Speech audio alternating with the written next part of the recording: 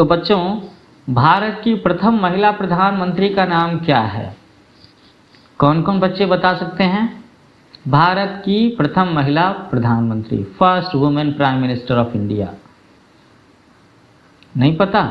तो अभी 2 मिनट में मैं इसका जवाब देने वाला हूँ।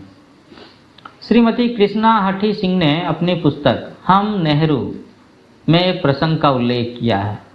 उसमें क्या बताया गया है कि उनके पास बैठी हुई नन्ही इंदु कुछ बुदबुदा रही थी, व्हिस्परिंग। उन्होंने पूछा कि ये क्या हो रहा है?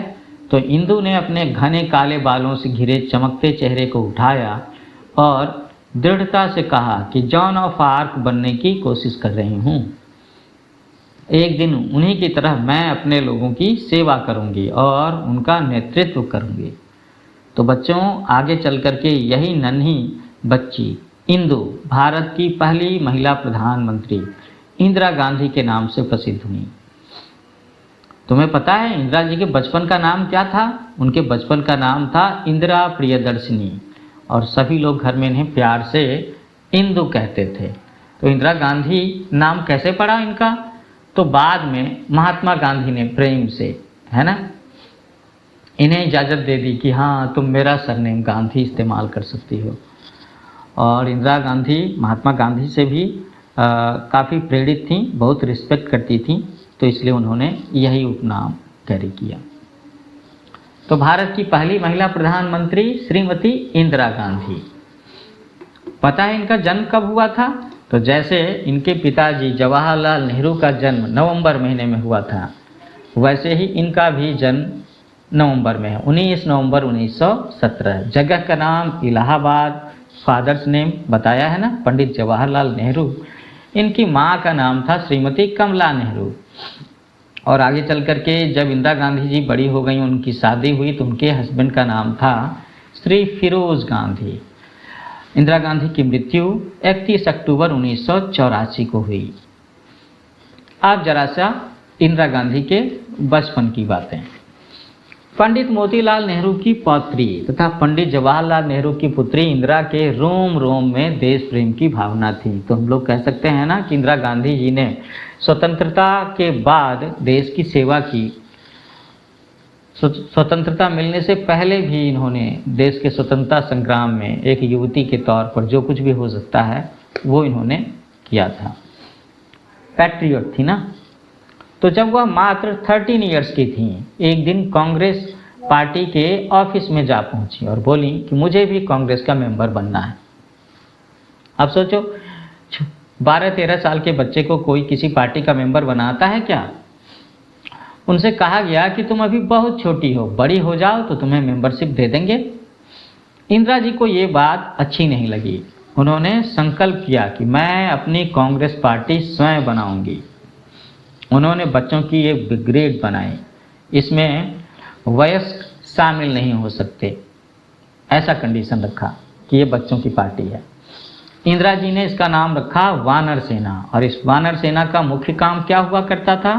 फ्रीडम फाइटर्स की, स्वतंत्रता सेनानियों की, है ना, राजनीतिक नेताओं की, और क्या पता कुछ क्रांतिकारियों की मदद करना भी। तो इन्होंने वानर सेना नाम रखा था। अब वानर सेना के बच्चे करते क्या थे? वानर सेना के बच्चे ये बालक बालिकाएं हुआ करते और ये संदेश पहुंचाने का, मैसेज पास करने का काम करते थे, मैसेंजर्स। प्राथमिक सहायता करते थे, खाने पीने की व्यवस्था करते थे, है ना, और झंडा फहराने जैसा सिंपल टास्क लेकिन इम्पॉर्टेंट टास्क किया करते थे। इस तरीके से वो फ्रीडम फाइट में फ्रीडम फाइटर्स की हेल्प करते थे। पंडित जवाहरलाल नेहरू अपनी प्रियदर्शिनी को ऐसी शिक्षा देना चाहते थे कि उनके व्यक्तित्व का बहुमुखी, है ना, व्यक्तित्व के हर पहलू का विकास हो सके। पंडित नेहरू और उनकी पत्नी के स्वतंत्रता आंदोलन में सक्रिय होने की वजह से कई बार उन्हें जेल जाना पड़ा और इसकी वजह से छोटी सी इंदिरा को अक्सर घर में अकेले रहना होता होगा। तो इस चीज़ का असर प्रियदर्शिनी इंदिरा के शिक्षा पर भी पड़ा। वे लगातार एक ही जगह, एक ही स्कूल में रह करके एजुकेशन हासिल नहीं कर सकें। उन्होंने दिल्ली, इलाहाबाद और पुणे के स्कूलों में अलग अलग जगह शिक्षा पाई। पुणे से मैट्रिकुलेशन की परीक्षा पास करने के बाद वो गुरुदेव के रविन्द्रनाथ टैगोर के शांति निकेतन में आ गई, जहाँ पर स्थिर होकर के उन्होंने पढ़ाई की होगी। यहाँ उन्होंने पढ़ाई के साथ साथ नंदलाल बोस जी से चित्रकला की भी पढ़ाई की, वो भी सीखा उन्होंने। अब कहते हैं कि एक बार एक विदेशी प्रोफेसर कला भवन में भाषण देने आए। कला भवन शांति निकेतन में ही था। तो कला भवन में जूते पहन करके जाना मना था और वो गलती से जूते पहन करके कला भवन में चले गए। जब 3-4 दिन तक ऐसा ही होता रहा तो एक दिन प्रोफेसर के प्रवेश करते ही सारे विद्यार्थी बड़े ही डिसिप्लिन तरीके से एकदम क्यू में लाइन लगा करके कक्ष से बाहर हो गए। ये शिकायत गुरुदेव के पास पहुंची। गुरुदेव का मतलब है रविन्द्रनाथ टैगोर, वो शांति निकेतन के हेड ऑफ इंस्टीट्यूशन हुआ करते होंगे। तो इसकी इंक्वायरी हुई और पता चला कि विरोधी दल का नेतृत्व इंदिरा गांधी ने किया था। कौन सा विरोधी दल? ये जो बच्चों का विरोधी दल था, जो उस प्रोफेसर के आने पर क्लास से बाहर हो गया था। गुरुदेव मुस्कुराए कि सत्य की ऐसी पकड़ और अनुशासन के प्रति ऐसी आस्था देख करके उन्होंने उसी दिन भविष्यवाणी की। क्या? कि ये लड़की असाधारण है, शी इज आउटस्टैंडिंग। इसमें संकल्पों को जीने की शक्ति है कि जो कर लिया, जो सोच लिया, जो ठान लिया, जो प्रॉमिसेस कर ली, जो कमिटमेंट कर लिया, वो करके दिखाएंगी। इंदिरा जी के व्यक्तित्व पर पंडित नेहरू का, उनके पापा का बहुत प्रभाव पड़ा। ये तो होता ही है कि घर के बड़ों का प्रभाव और उनकी पर्सनालिटी का, उनकी सोच का प्रभाव बच्चों पर पड़ता है। पिता पुत्री के संबंध बड़े ही आत्मीय थे, है ना। स्वतंत्रता संग्राम के दौरान पंडित नेहरू को कई बार जेल जाना पड़ा और वो अक्सर जेल से ही चिट्ठियां लिख करके अपनी बेटी से संपर्क रखते थे। इन चिट्ठियों का जो संग्रह है ना, वो पिता के पत्र पुत्री के नाम से पब्लिश हुआ है। मैंने पिता के पत्र पुत्री के नाम से जो किताब है उसके चैप्टर्स की भी ऑडियो रिकॉर्डिंग रखी है आपके लिए। उसमें ना आप बड़ी जानकारी की बातें, बहुत ही नॉलेजेबल बुक है ये। उसमें आपको पृथ्वी के इतिहास, दुनिया के इतिहास, भारत के इतिहास के बारे में पता चलेगा। नेहरू जी द्वारा नैनी जेल से इंदिरा गांधी जी को कुछ पत्र जो लिखे गए, उसमें से एक चिट्ठी का अंश कुछ इस प्रकार से है। देखो कितना प्यारा पत्र है ये। वो लिखते हैं कि कई बार हम संदेह में भी पड़ जाते हैं कि हम करें तो क्या करें और क्या करें ना करें। यह निश्चय करना कोई सरल कार्य नहीं है। तो जब भी तुम्हें ऐसा संदेह हो और ठीक बात का निश्चय करने के लिए मैं तुम्हें एक छोटा सा उपाय बताता हूँ। तुम कोई भी काम ऐसा ना करना जिसे दूसरों से छिपाने की इच्छा तुम्हारे मन में उठे, क्योंकि छिपाने का मतलब है कि कहीं ना कहीं ये गलत है या बिल्कुल नया सा काम है। तो तुम कोई भी काम ऐसा ना करना जिससे दूसरों से छिपाने की इच्छा तुम्हारे मन में उठे। किसी बात को छिपाने की इच्छा तभी होती है जब तुम कोई गलत काम करती हो। बहादुर बनो और सब कुछ अपने आप ही ठीक हो जाएगा।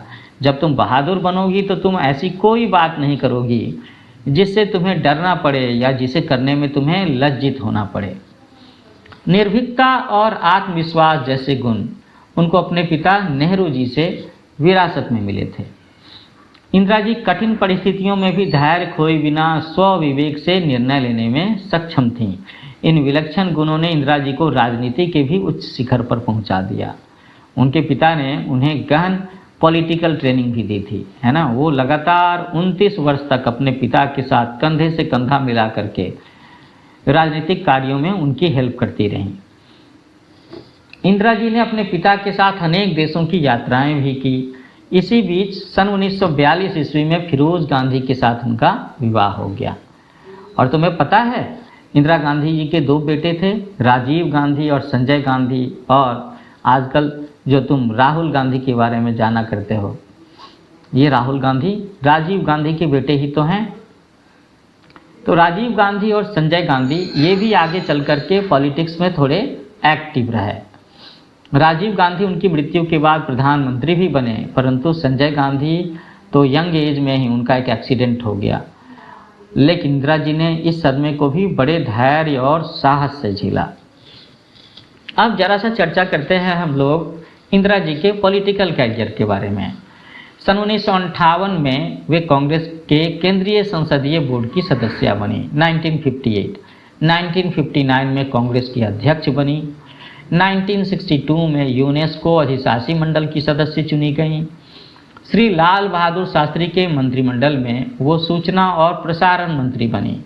24 जनवरी 1966 से 24 मार्च 1977 तक प्रधानमंत्री पद पर रहीं। 11 साल 12 साल, है ना। और दूसरी बार फिर वो 14 जनवरी 1980 से 31 अक्टूबर 1984 तक, तो हम लोग कह सकते हैं कि 15-16 वर्षों तक वो भारत के प्राइम मिनिस्टर के तौर पर रही हैं। तो स्वतंत्रता मिलने के बाद में जिस तरह से उनके पिताजी नेहरू जी का बहुत बड़ा योगदान रहा है देश को संभालने में, देश को आगे बढ़ाने में, इसी तरह का रोल 14-15 साल के लिए इन्होंने भी प्ले किया है प्रधानमंत्री के रूप में। प्रधानमंत्री के रूप में उन्हें भारत पाकिस्तान युद्ध का भी सामना करना पड़ा। युद्ध तो युद्ध ही होता है, हमेशा से मुश्किल होता है, क्योंकि इसमें ना आपको पेशेंस रखना होता है, साहस भी दिखाई देना चाहिए। इंदिरा जी के कुशल नेतृत्व में भारतीय सेना ने पाकिस्तानी सेना के छक्के छुड़ा दिए, हर बार हराया। श्रीमती गांधी के अदम्य साहस के बारे में एक ब्रिटिश दैनिक अखबार की संवाददाता ने लिखा था कि अनेक भारतीय सैनिक अधिकारियों तथा जवानों ने मुझे बताया कि अक्सर घमासान लड़ाई के बीच साड़ी पहने एक दुबली सी आकृति आ जाती है। वह आकृति किसकी होती थी? इंदिरा जी की, जो फौज की खैरियत जानने के लिए और फौज की हिम्मत बढ़ाने के लिए आती थी। उन्होंने आगे चल कर के एक बहुत बड़ा डिसीजन लिया। सन 1971 की बात है कि इस लड़ाई में श्रीमती गांधी ने एक तरफा युद्ध विराम की घोषणा की और पाकिस्तान की पराजय हुई। इसी युद्ध के परिणाम स्वरूप बांग्लादेश का जन्म हुआ। इसका श्रेय इंदिरा जी को जाता है। इस युद्ध से भारत एशिया की प्रमुख शक्ति बनकर के उभरा और इंदिरा जी की गिनती विश्व के प्रमुख नेताओं के रूप में उभर करके सामने आई। इंदिरा जी के राजनीतिक जीवन में ऐसे तो कई सारे उतार चढ़ाव आए, परंतु सन 1977 ईस्वी के आम चुनाव में उनकी पार्टी की हार से उन्हें थोड़ा स्ट्रगल का सामना करना पड़ा। दरअसल श्रीमती गांधी द्वारा आपातकाल की घोषणा ही उनकी पार्टी की हार का कारण बनी। आपातकाल, इमरजेंसी, क्योंकि जनता उनके इस निर्णय से नाराज हो गई थी। लेकिन वो जनता पर अपने अटूट विश्वास के सहारे फिर से उनकी पार्टी जीत करके सत्ता में वापस आती है। वे हमेशा से विश्व शांति की प्रबल पक्षधर रहीं। उनका व्यक्तित्व ऐसे समय में उभरा जब राष्ट्र, हमारा देश, अनेक प्रकार के संकट और समस्याओं से घिरा हुआ था। एक राजनीतिक योद्धा के रूप में उन्होंने देश की सेवा अपनी संपूर्ण क्षमता से की ताकि विश्व में देश का मान सम्मान बढ़े। अपने कार्यकाल में उन्होंने अनेक महत्वपूर्ण कार्यक्रम चलाए। उन्होंने देश की दुखती रग को समझा और गरीबी हटाओ का नारा दिया था। 20 सूत्री कार्यक्रम, इसके बारे में सुना होगा। तो ये जो कार्यक्रम है, ये इंदिरा जी ने अनेक मोर्चों पर महत्वपूर्ण उपलब्धियां हासिल की। विज्ञान और तकनीकी विकास के नए द्वार खोले, परमाणु शक्ति का विकास किया और देश को अंतरिक्ष युग में पहुंचाया। ये श्रेय इंदिरा जी को जाता है। कैप्टन राकेश शर्मा द्वारा अंतरिक्ष यात्रा उनके प्रधानमंत्रित्व काल की महत्वपूर्ण उपलब्धियों में से एक है। वे लगातार देश को प्रगतिशील और समृद्धशाली बनाने के प्रयास में जुटी रहीं। इंदिरा जी के शासनकाल में खेल कूद को भी खूब प्रोत्साहन मिला। सन 1982 ईस्वी में एशियाड खेलों का बड़ा भव्य आयोजन दिल्ली में हुआ। उन्हें अपने जीवन काल में देशवासियों का अपार स्नेह और सम्मान मिला। उनके रोम रोम में देश प्रेम व्याप्त था। 30 अक्टूबर 1984 ईस्वी को उड़ीसा में उनका दिया गया भाषण इस बात का बहुत बढ़िया उदाहरण था कि जिसमें देश प्रेम की बातें उन्होंने कही हैं। वो कहती थीं, इस भाषण में उन्होंने कहा था कि देश सर्वोपरि है। अगर मैं देश की सेवा करते हुए मर भी जाती हूँ तो मुझे इस पर नाज होगा। मुझे विश्वास है कि मेरे खून का हर कतरा इस राष्ट्र के विकास में योगदान करेगा और इसे मजबूत और गतिशील बनाएगा। अब ये इस देश का दुर्भाग्य ही कहा जाएगा कि अपने इस भाषण के अगले ही दिन भारत की ये महान सुपुत्री इंदिरा गांधी अपने ही बॉडीगार्ड्स की गोलियों का निशाना बन गए। अब वो बॉडीगार्ड्स कितने कंफ्यूज रहे होंगे, उनकी मन स्थिति कैसी रही होगी कि उन्होंने इतनी महान महिला के शरीर पर गोलियां चलाई। तो हालांकि आज इंदिरा गांधी हमारे बीच में नहीं है, लेकिन उनकी स्मृतियां हर भारतीय के दिल में हमेशा के लिए हैं। जो महान व्यक्तित्व उनका रहा है, जो काम उन्होंने इस देश के लिए किया है। तो जल्दी ही मैं किसी और भारत की महान महिला की जीवनी के बारे में आपको बताऊंगा, उसके लिए एक लेक्चर लेकर के आऊँगा। आप मेरा channel new age coaching like करो, शेयर करो और इसे अपने बैचमेट्स को, क्लासमेट्स को, दोस्तों को ज़रूर बताना। जल्दी मिलते हैं। Happy learning with new age coaching.